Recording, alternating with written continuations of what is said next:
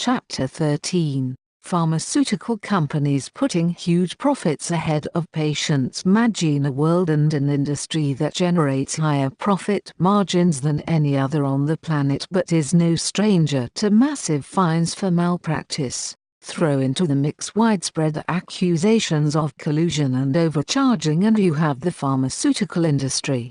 This industry should be responsible for the development of medicine to save lives and alleviate human suffering, but not in the lunatic asylum that is planet Earth. Such companies have developed the majority of medicine and they have profited massively at people's expense. 11% of all Americans over 12 are taking antidepressants. 6.4 million children in the U.S. between the ages of 4 and 17 are prescribed Ritalin for ADHD, which is a fictitious disease. 23% of all American women in their 40s and 50s are taking antidepressants.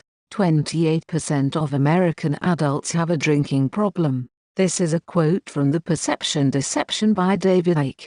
Jim Marrs in The $1 Trillion Conspiracy wrote that the global pharmaceutical market in 2007 totaled $712 billion and $80 billion of that was just for psychiatric drugs. This $80 billion doesn't even include the illegal drug market. Dr. Angel, author of The Truth About the Drug Companies, How They Deceive Us and What to Do About It, says that prescription drug sales in the US stand at more than $200 billion a year, and that was in 2011. It's now much more than that. Pharmaceuticals are the fourth leading cause of death in the United States, and according to the Journal of the American Medical Association, prescription drugs kill around 100,000 Americans per year. In a 2007 poll conducted by Consumer Reports, they found the following with regards to the public view of the FDA.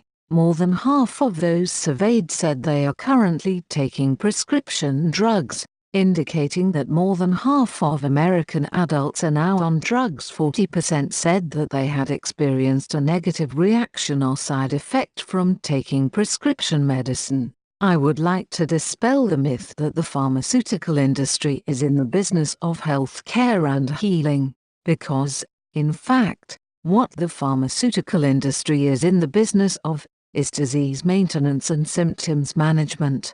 They are not in the business of curing cancer, Alzheimer's or heart disease, because if they were, they would be in the business of putting themselves out of business, and that does not make sense. The pharmaceutical industry does not want to cure people. This is a quote by Gwen Olson, industry insider and author of Confessions of a Drug Pusher. The BBC in the UK reported the average profit margins as a percentage, and the pharmaceutical industry was joint equal as an average, with the banking industry averaging 18%. Big Pharma's highest percentage rate was 42% profit in 2013, with its lowest being 10% profit. The US giant Pfizer in 2013 made this 42% profit margin. Compare this to the anger felt in the UK when it was announced that in 2013, the UK regulator announced that energy companies were predicting only a 4% to 8% profit, with some drugs costing upwards of $100,000 for a full course and the cost of manufacturing being a tiny fraction of this.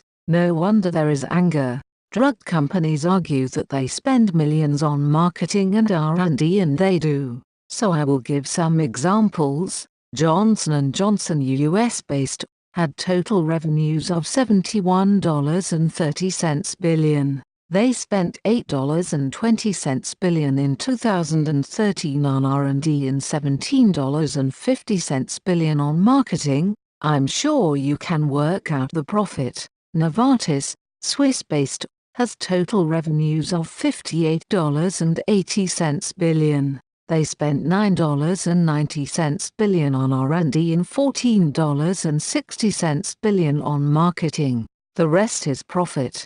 Merck, US-based, had total revenues of $44 billion, with $7.50 billion spent on R&D and $9.50 billion on marketing. Seeing a familiar pattern here? That is just 3 examples out of 10 that the BBC gave that all made profits into the billions of US dollars. In a recent study, doctors in the United States that received payments, bribes, from pharmaceutical companies were twice as likely to prescribe their drugs. The rules on gifts, educational grants and the sponsorship of lectures are less clear-cut and remain commonplace in the US. Drug companies have also been accused of colluding with chemists to overcharge for their medicines and of publishing trial data that highlights the positive at the expense of the negative. In 2012, in the United States alone, prescription drugs alone were worth more than $300 billion a year. I have visited the US on many occasions and I was always amazed at how much the off-the-shelf tablets were costing. I bought some headache tablets in a 7-Eleven and I was truly amazed at the price of them compared to a packet of ibuprofen in England for only 25 pence. I realized then that there was something very wrong with this situation. As a comparison of drug cost versus drug price that the general public pays, in 2003, the People's Voice website posted a chart. It was interesting reading and showed some massive markups, including Norvasc 10 mg at $134,493% markup, Prozac 20 mg at $224,973% markup, and Xanax 1 mg at $569,958% markup. The lowest percentage markup was for Zestrol 20 mg at $2,809% markup. According to Eustace Mullins, the pharmaceutical industry is controlled by a Rockefeller medical monopoly, largely through directors of pharmaceutical boards representing Rockefeller entities. Mullins spent over 30 years researching the Rockefeller medical monopoly and said Rockefeller's General Education Board has spent more than $100 million to gain control of the nation's medical schools and turn our physicians to physicians of the allopathic school, dedicated to surgery and the heavy use of drugs, he said. Dr. Angel believes that Big Pharma uses its wealth and power to co-opt every institution that might stand in its way, including U.S. Congress, the FDA, academic medical centers and the medical profession itself, as they must write the prescriptions. Drug companies have the largest lobby in Washington and they give copiously to political campaigns.